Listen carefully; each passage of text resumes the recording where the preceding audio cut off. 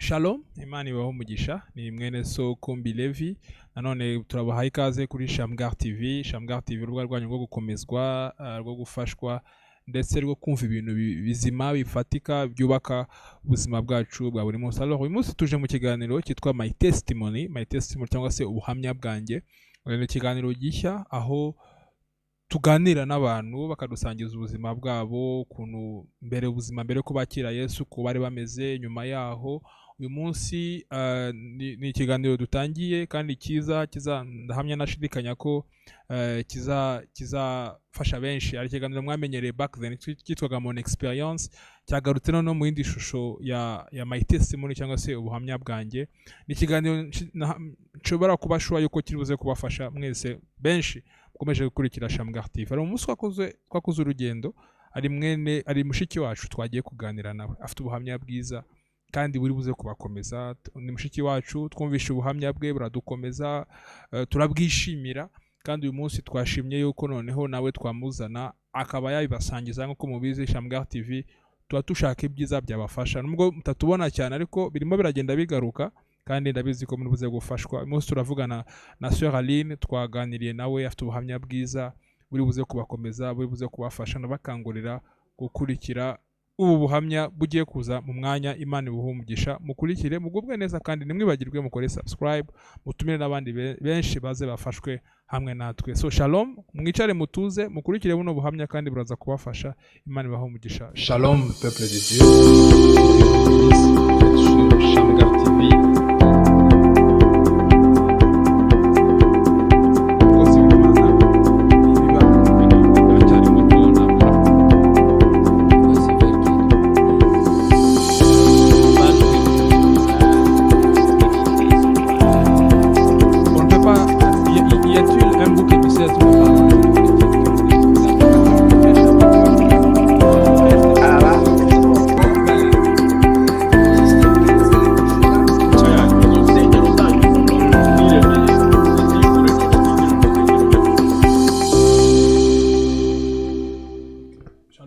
Imana iguhe umugisha. Amen. Imana iguhe umugisha. Amen. Urakoze kuba wemeye ko kumbera umutumirwa uyu munsi. Mbere na mbere umeze ute? Meze neza, murakoze kuba mwantumiye muri iki kiganiro cy'uno munsi. Okay, urakoze cyane kuba witabiriye. Turi muri cya kiganiro aho uyu munsi tugiye gusharingana na mushiki wacu Aline, agiye kutubwira byinshi byerekeye ubuzima bwe. Ariko mbere yuko tutangira ikiganiro cyacu, wanze tubwire se Aline ni muntu ki, histoire gatoya, amazina yose, kugira ngo n'abatagenda kuza ariko n'abadukurikiye babashe kukumenya. Amazina yanjye nitwa Aline Balika, ariko abantu benshi banzi ku izina rya Bella. Ndi umukobwa, umufiyemere w'imyaka 30, nzayuzuza mu kwa karindwi. Tumva ari ibyo. Okay, bari ikindi cyaba kiriho. Ibyo ndakeka bihagije. W'umunyarwandakazi wavukiye akanakurira mu Rwanda, iryo zina Balika ni Nyarwanda iyo ngiryo? Oya, ndi umukobwa navukiye i Burundi. Yego. Ariko ababyeyi banjye umwe muri bo ni umunyarwandakazi. Mama wanjye niwe munyarwandakazi.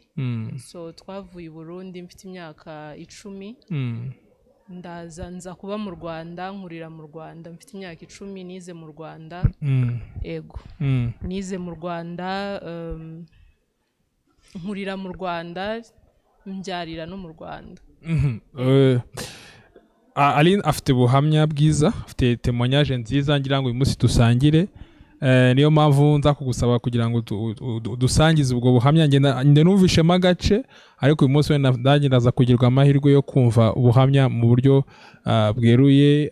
Mbere yuko tubanza kuba tumenye Aline mu kubyiruka, yari umuntu umeze ute, yari umuntu wakundaga iki, tubanze kuba tumenye Aline yakuze gute uyu munsi mbere yo kwakira Yesu, ariko na mbere yaho Aline yari umuntu umeze ute? Ubundi mu by'ukuri nakuze, nubwo nari mfite ababyeyi, ariko nakuze meze nk'umwana w'imfubyi, kuko nakuze twakuze mu buzima butari bwiza, navuga butari bwiza cyane, kuko ntago nagize amahirwe menshi yo gukurana na papa wanjye umbyara, yapfuye nkiri umwana. Mama wanjye nawe intambara imaze jenoside yakorewe abatutsi imaze kurangira mu Rwanda, nibwo mama yatahutse aje kureba uko byifashe, ansiga i Burundi. Yansize i Burundi, ansigana n'umubyeyi wankujije nakuranye nawe, ariko mu by'ukuri nakuze mfite umujinya mwinshi cyane.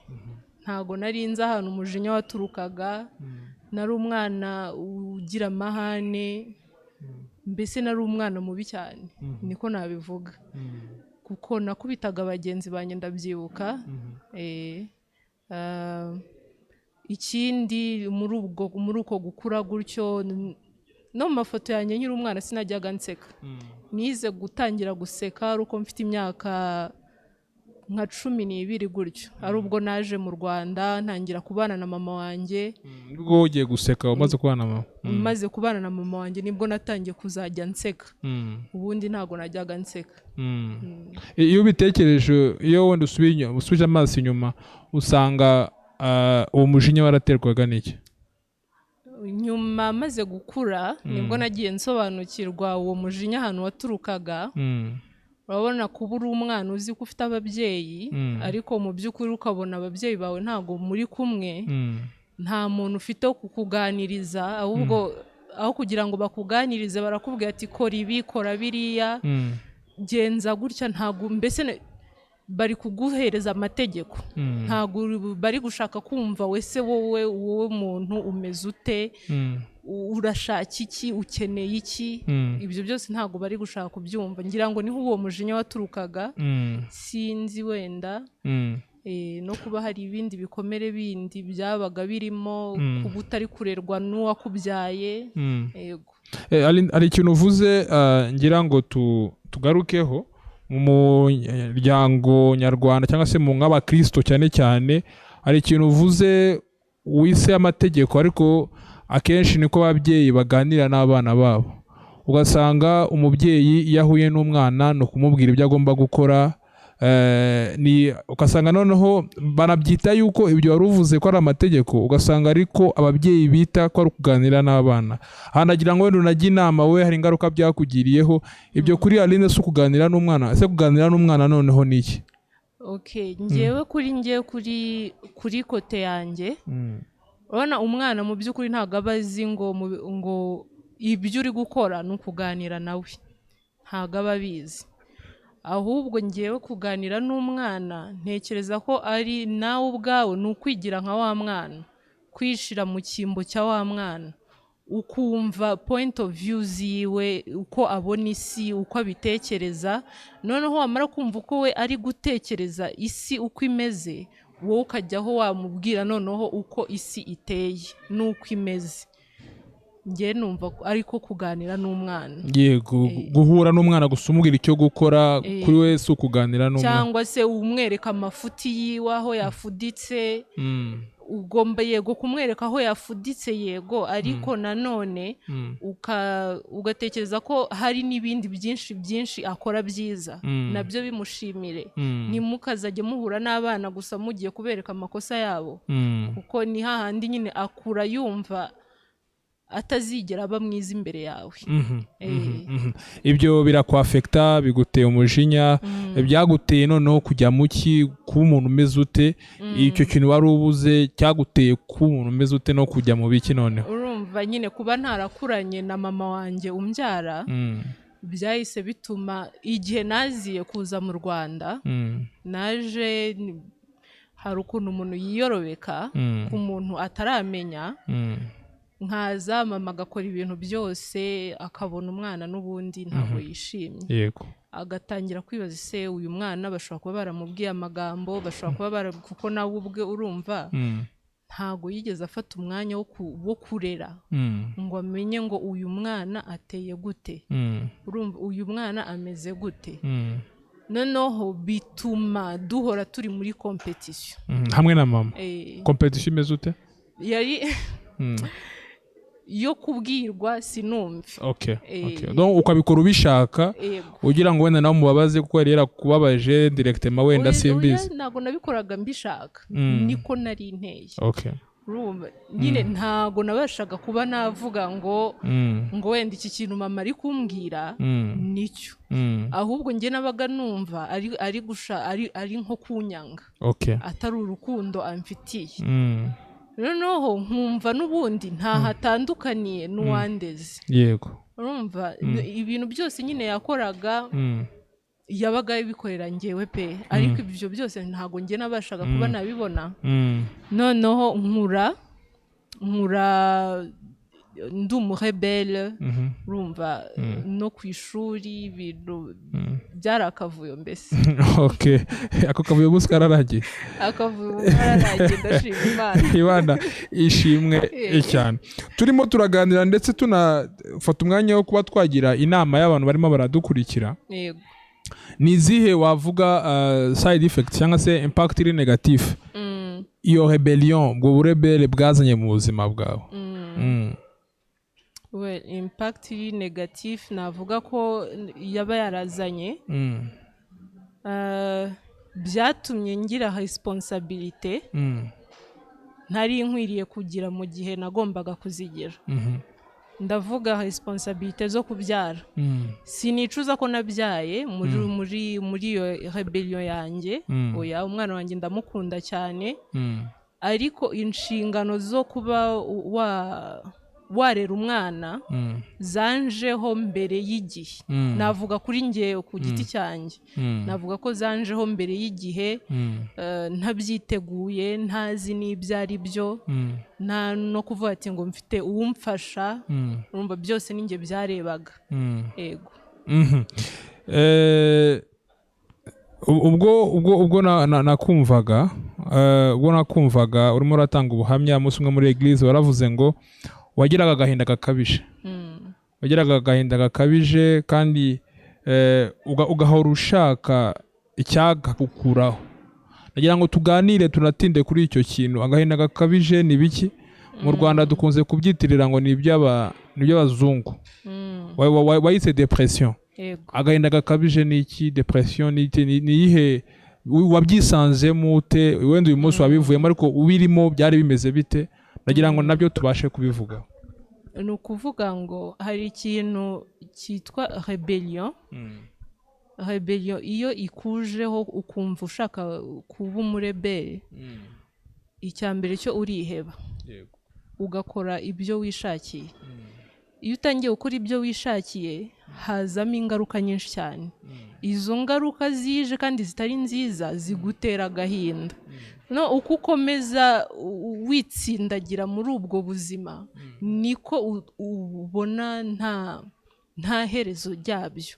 Niyo hantu utangira kumva ufite agahinda gakabije, kuko uba uri mu mwobo ubona mu by'ukuri nta gihe cyangwa se nta kuzavamo guhari. Nagusubize n'inyuma iyo rebellion. Wambwiye ko ari uko wari uri. Wambwiye ko no gukubagana ni ko wari uri, pana rebellion yo tuganire. Rebellion ugarutse utahutse mu Rwanda, rebellion wisanzemo, se niwabonaga ko ariyo ntiyakubangamiraga? Numvaga ushaka kuyivamo rebellion. Warabyina ibintu wakoraga ukumva urabyishimiye, kumva ni ibintu nakoraga nkumva ndabyishimiye, kuko hari n'ikindi cyitwa self sabotage. Nicyo ni kimwe mu kintu kiva muri rebellion. Hahandi ubona ikintu kiza imbere yawe, ariko kuko muri wowe sinzi nimba ari muri wowe ntago ubyumva mbese. Ubu uri gukora automatic, ubu uri muri autopilot. Urumva mbese uba wijyana mu kibi. Ibyo bintu birashoboka ko umuntu ajya mu kibi akakibona akaba ari cyahitamo. Gute aho ngaho ngira ngo tubwire. Aho ngaho rero nanjye sinzi ukuntu abisobanura, ariko kuri njye ukuntu byabaga bimeze, ushobora kubona icyiza kiri hano ukakibona pe, ariko kuko nta mbaraga zindi ziri muri wowe zatuma zihitamo icyo cyiza ukahita uhitamo cya kibi kuko nyine nicyo kintu mvuga ati uba waragenewe umutima wawe n'ubwenge bwawe bwose buba bukubwira ngo iki nicyo cyawe kiriya cyiza ntunagitekereze nta nubwo ufite n'umwanya wo kugitekereza nta nubwo uzanigera unakibona cyangwa se mu yandi magambo ukabona ko utagikwiriye wenda urugero sinzi oya kutagikwira ko ubwo bwenge ntabwo uba bufite ubwenge bwawe buba bukwereka nyine cya kindi kuko nyine nicyo kiba kikubereye cyiza kuri wo muri ako kanya umuntu uri muri iyo path umuntu uri muri self sabotage nk'uko wabivuze n'icyo wamubwira kano kanya umuntu uri muri self sabotage rero birakwiriye ko yicara akigenzura icyo nicyo cyambere njye nabanje kwicara byamfashe igihe kinini cyane nahoraga numva nshaka muri njyewe nshaka impinduka mpora mvuga ati sinkwiriye kubaho muri ubu buzima ntago ari ukunguku nkwiriye kubaho ntago ibi ngibi ari byo numva narazanywe ku isi gukora noneho nkahora nkahora mvuga nti ndashaka guhinduka buri gihe nkahora nicara niho hahandi kagahinda kahitaga kamfata kuko nubwo nashakaga guhinduka ntago ngewe ubwanjye nari mfite ubushobozi bwo kwihindura noneho kuba ntabwo ubwo bushobozi bwo kwihindura ntabwo nari mfite byanteraga agahinda kurushaho nkavuga nti ese koko nk'ubu ngubu kuki ko ndi gushaka iki kuki buri gihe nisanga ndi muri iki ngiki urumva si bibaye rimwe si bibaye kabiri si bibaye gatatu ni inshuro nyinshi cyane ibyo bintu iyo ugiye ubona ukuntu biguma byiyongera ku kindi biguma bigutsindagira noneho ukaguma uri muri wa mwobo ni ukuvuga ngo niho hahantu nyine agahinda gakabije gaturuka birasaba ngo wiyicarane usubire inyuma ho gatoya uve hahandi wari uri ni ukuvuga ati nimba wenda wari ufite ukisanga ugasanga ufite ikibazo wenda cyo kunywa inzoga sibyo subira inyuma ho gatoya wiyicarane wihereze umwanya uvuga ati mfite ikibazo cy'inzoga kirakemuka gute ndagikemura gute mu by'ukuri nta muntu n'umwe ufite imbaraga zo kwihindura mbere yo kugera aho ngaho turi mu isi iri liberal iri libero aho buri muntu wese atekereza uko ashaka nta n'icyo twabihinduraho abantu bavuga yuko umuntu yakwikura muri ako gahinda kabije mu mbaraga ze bwite nk'ukuntu abantu bavuga hari izindi metode hari yoga hari ibiki n'ibiki ese ubwo buryo bwinshi abantu bapropoza bwo kuba umuntu yamererwa neza birashoboka birakunda kuri njyewe iyo aza kuba bishoboka byari kuba byarabaye kuko hari byinshi nagiye ngerageza kugira ngo binkure muri ako gahinda ariko n'ubundi nkisanga n'ubundi nsubiye hahandi ariko noneho habi kurushaho noneho iki cyagukwiye ako gahinda noneho ndabyibuka neza ari ku itariki nka 27 cyangwa n'umwe z'ukwa mbere nari nicaye mu rugo ndi kureba hakurya ku musozi ahantu nakundaga kwicara nkareba nari maze kunywa itabi sindi bubihishe ko nari maze kunywa itabi numva muri njyewe ndabihiwe muri njye like mu mutima wanjye ikintu cyarazamutse kigera ku rurimi rwanjye cyo kubihirwa numva wagira ngo maze kurya nk'umuravumba oya kandi ntago yari ikirungurira nta kirungurira njya ndwara ariko numvisha ubuzima bwanjye bumbihiye mu kanwa muri ako kanya naravuze ati mana atari wowe nutantabara ntago ndi burenze kuno kwezi aho ngaho wari usanzwe uhamagara Imana wari usanzwe uvuga Imana oya nari ntangiye kuvuga ati byageze igihe agahinda gatangiye kuzajya kamerera nabi ndavuga nti ibintu byose narabigerageje ntibyakunda ahasigaye rero reka mpaguruke njye gushaka aho Imana iri. Okay. Icyo gihe ndabyibuka ko najyaga njya mu nsengero nyinshi nanone ariko nkumva ntago bari kumbwira ibindi uhura umutima, ntago bari kubimbwira. Icyo gihe banafunga banafunze insengero. Muri icyo gihe najyaga njya gushaka Imana barazifunga, hazaho andi mananiza yandi, biba ngombwa ko nguma mu rugo. Yego. Icyo gihe nicaye mu rugo uko kubihirwa kunzamukamo. Kumaze kunzamukamo ndatabaza ndavuga ati Imana nutantabara uku kwezi ntago kuri burangire nkiriho. Ni ukuvuga ndi kuvuga ni Imana yonyine niyo yakura umuntu muri ibyo bintu byose bimutera agahinda, bimunaniza, bigira gute. Ibyo bintu byose ni Imana yonyine yamukuramo.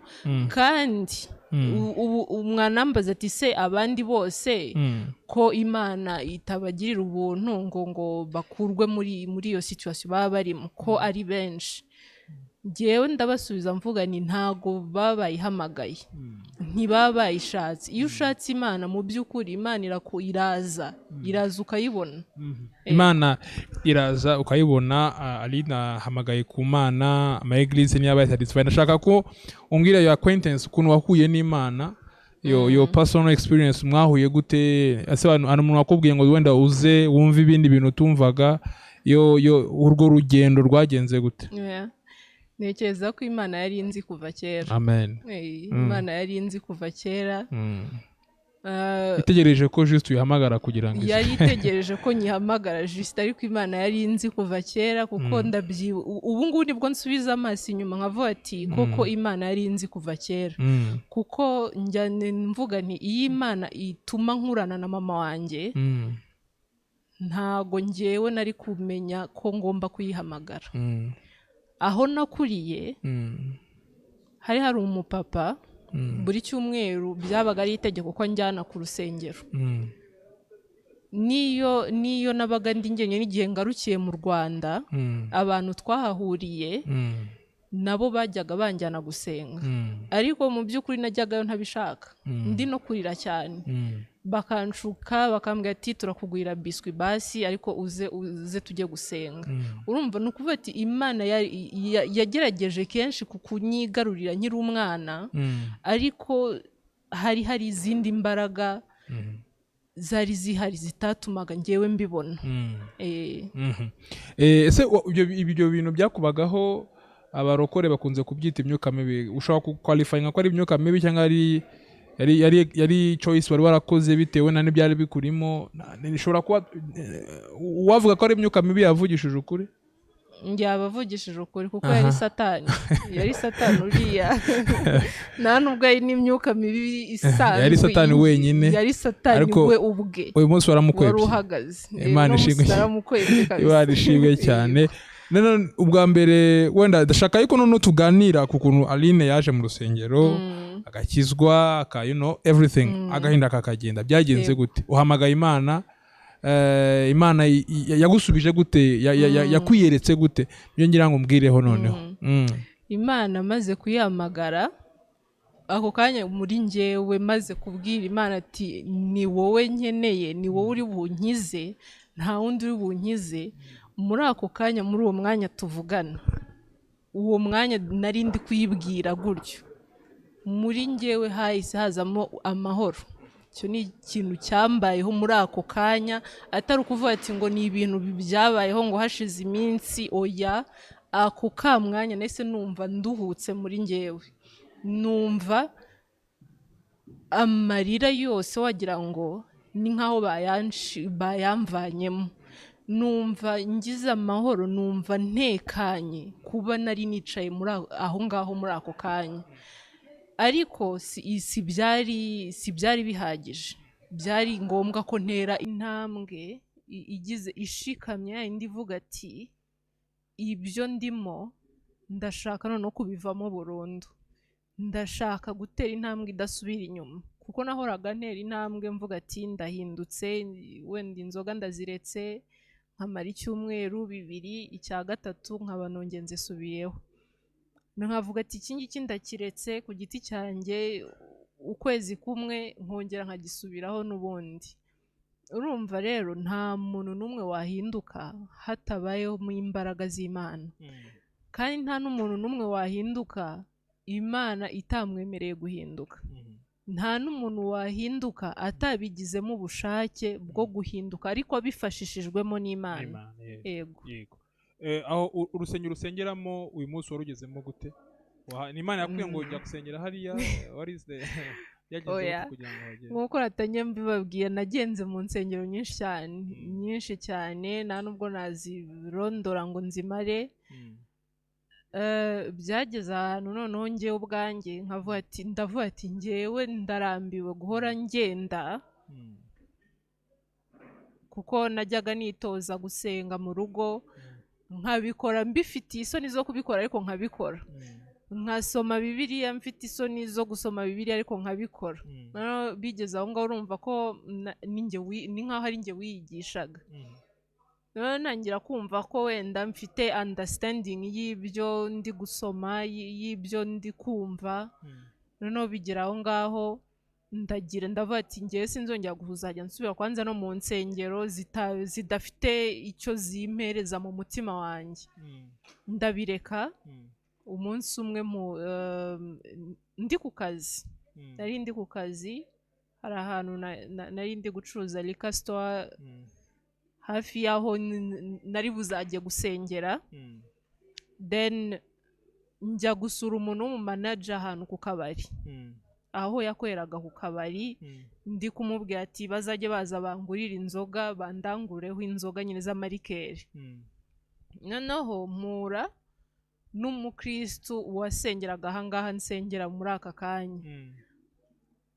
Uwo mukristo turi kuganira, sinzi ijambo namubwiye, arangije arambwira ati kwanza uri umuki. Niko yambajije, yarambajije ngo uri umuki. Aramubwira ati nimba utegereje ko nkubwira umukatolike cyangwa ndi umudive cyangwa iki, ibyo ntabyo ndi bukubwire, kuko njyewe nzi ko ndi umukristo. Arangije arambaza ati noneho reka ibyo ngibyo tubyihorere, noneho usengera hehe? Aramubwira ati njye nta hantu mfite ho gusengera, nsengera muri Kristo. Urumva ariko nabivugishwaga n'iki no kwihagararaho. Urumva ntabwo nabivugishwaga nuko wenda kwari ukuri cyangwa iki, kwabaga ari ukwihagararaho. Then arangije arambwira ati noneho uzaze nkwereka aho uzajya usengera, nutahakunda nta kibazo uzigendera ariko uzaze. Ndabimwemera, ndamubwira ati icyo gihe twahuye ari ku cyumweru, ndamubwira ati ikindi cyumweru noneho njyewe nzaza. Abyemera gutyo, abyemera ariko atabyemeye. Urabizi hari abantu bakureba bagatangira kukujajinga bitewe n'ukuntu na appearance yawe n'ukuntu umeze. Abyemera atabyemeye ko nzaza. Icyumweru kigeze ndamutungura ndaza. Niko nageze aho nsengera, Bethesda Tabernacle iri Gikondo. Nuko nahageze. Mpageze numva umunsi wa mbere nkihagera, nahise numva ubutumwa message bafite buri kuvuga muri roho yanjye, bukangura kamere yanjye. Ndavuga ati ni ahangaha.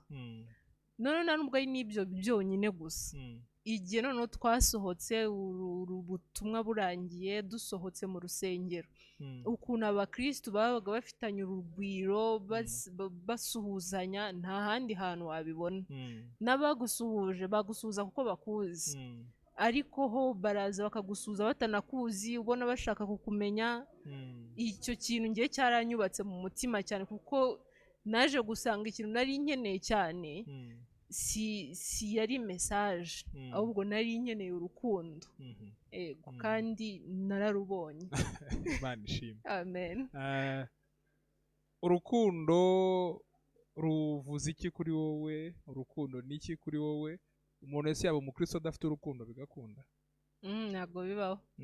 Ntabwo bibaho ko umuntu yakwita umukristo kandi nta rukundo afite. Urukundo kuri njyewe icya mbere urukundo ni impuhwe kuri njyewe. Kubona umuntu ukamugirira impuhwe, kubona umuntu ukumva ushaka kumuanvelopa muri rwa rukundo rwawe, atari ukuvuga ati mbese ni ukubona umuntu ukumva ushaka nko kumuruhura. Iyo uri kugenda, iyo umuntu ari kugenda ukabona afite umutwaro umuremereye kuri we, ariko wowe ukumva basi yaba byagushobokeraga wafata wenda nk'ingorofani ukawumushira ku ngorofani ubundi mukayisunikana. Kuri njyewe ni cy'urukundo. Ugeze kumbwira ngo hari igihe avuga ngo ugiye kureka ikintu nyuma y'ukwezi ukagisubiramo, ufite garanti yihe, ufite assurance yihe ko noneho ibintu by'Imana wagiyemo bitazarangira bikubihiye bigatuma wasubira inyuma, dore ko nabo ari abantu bashobora gukosa. Garanti yihe ufite yuko noneho ni final stop, niho hanyuma nagusubira inyuma?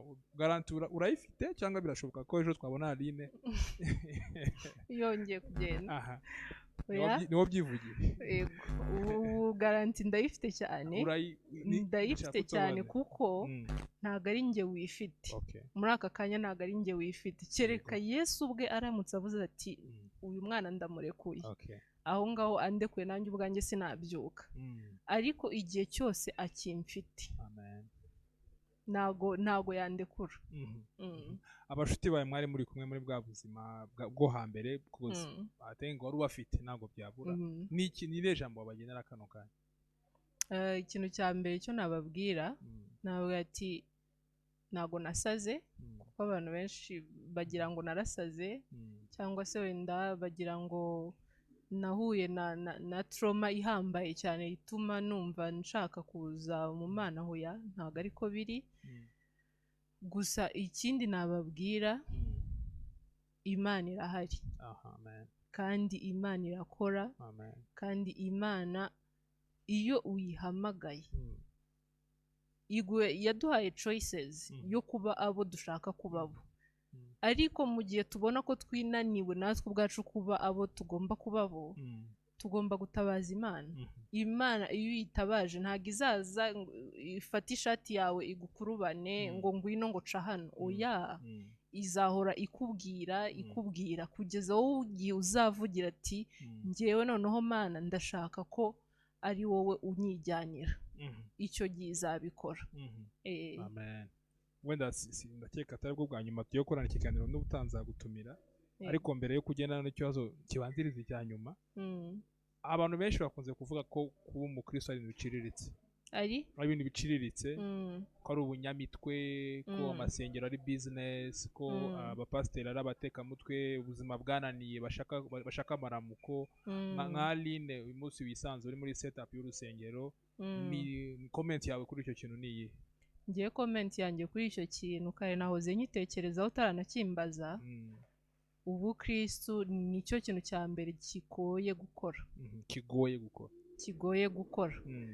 Kuko yaba cyoroshye abantu bose babikora. Ariko utangazwa no kubona ari abantu bake bari kubikora. So ntago ari ubutekamitwe, nta nubwo ari no kuvuga ati ngo nibyo byoroshye gukora, kuko ushinze business y'ubukristo, trust me, wahomba. Urumva, ntago wahomba cyane. Ariko kubw'ubuntu bw'Imana, kubw'ubuntu bw'Imana niyo mpamvu tubona abahari, hari abakristo bahari. So kuri njyewe ntago ari ubutekamitwe. Aline, mbere ko ngurekura ukagenda, last question.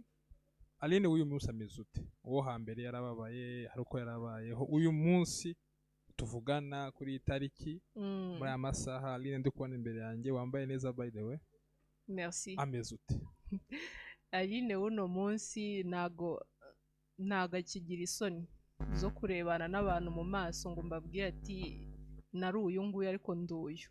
Ubu nduyu. Aline uno munsi afite ibyishimo. Ntago ari uko ibibazo byarangiye. Hoya, ndacyahura n'ibibazo byinshi cyane, nka twese turi mu isi duhura n'ibibazo, ariko mba mfite icyishingikizo y'uko nubwo ndi mu bibazo Imana ibihagararanye nanjye, Imana ibiri kugendana nanjye. Aline w'uno munsi aratekanye cyane, nta nubwo akeneye abamubwira ibindi bindi ngo warayobye reka nyobe. Yego uri tayari kuyoba? tayari kuyoba rwose, nimba ndi kuyobeshwa n'Imana ndi tayari kuyoba pe. Urakoze cyane kubw'umwanya, kubw'ikiganiro cyiza twagiranye regardless y'ama challenges twagize. Imana iguhe umugisha. Amen. Mbere yo kugenda ijambo rya nyuma ubwira abadukurikira n'abazagukurikira ikiganiro, abashuti bawe, abandi bantu, we duhamagara abantu gukurikira ijambo rya nyuma uko uyoborwa n'Umwuka nyiri. Ijambo rya nyuma, ndashimira Imana cyane, ndashimira Imana ko yamenye ngewe ntaranayimenya, ntazi n'ibyo ari byo. Icyo kintu ndagishimira Imana, kandi ndashimira Imana ko yampaye mama wanjye. Mama wanjye ni umugore w'intwari cyane, ndamushimira Imana. Nubwo navuze ati nari mbabaye cyangwa se mfite agahinda kenshi cyangwa se mfite n'umujinya mwinshi cyane, nzi neza ko nawe iyo aza kuba afite uburyo bwo kuba yaragumanye nanjye yari kugumana nanjye, ariko Imana niyo yabishatse ko bigenda uko byagenze, kugira ngo uno munsi nicare hano mvuge nti ndashimira Imana, kugira ngo uno munsi nicare hano mvuge nti nahinduwe n'Imana. Byagombaga rero kugenda kuriya, kuko ndatekereza neza ko iyo bitaza kugenda kuriya ntago nari kwicara aya masaha hano ndi kuvuga ati njye ndashimira Imana. Ikindi nanone ndagira inama abantu bumva bafite ibintu bibaremereye batakwikuraho bo ubwabo, nk'ako gahinda gakabije, kuba uzi ko hari ingeso ikuriho ariko ukaba ubona nta kuntu wayikuraho, ariko kandi uba uyizi kuko turi abantu turiyizi, abenshi muri twebwe turiyizi, uzi uwo uriwe kandi uzi ibitagenda neza mu buzima bwawe. Ngwino wegera Imana irakuruhura. Yego. Amen. Inama nziza dusorejeho, ngwino wegera Imana irakuruhura. Yego. Twale Imana iguhe umugisha. Amen. Urakoze cyane kubw'umwanya, kubwa availability, ndetse no kuganira neza twaganiriye. Umugani wawe rwose Imana yagukijije isoni. Uri muri bake bavuga bisanzuye. Imana iguhe umugisha, nizere ko n'ubutaha uzongera ukemera ubutumire bwanjye. Cyane rwose nzongera kwemera, kandi mwakoze kuntumira. Imana ibahe umugisha. Amen. Kubadukurikiraga mwese ni Sœur Aline. Imana ibahe umugisha, murakoze kuba mwakurikiye, naho ubutaha. Shalom. Shalom.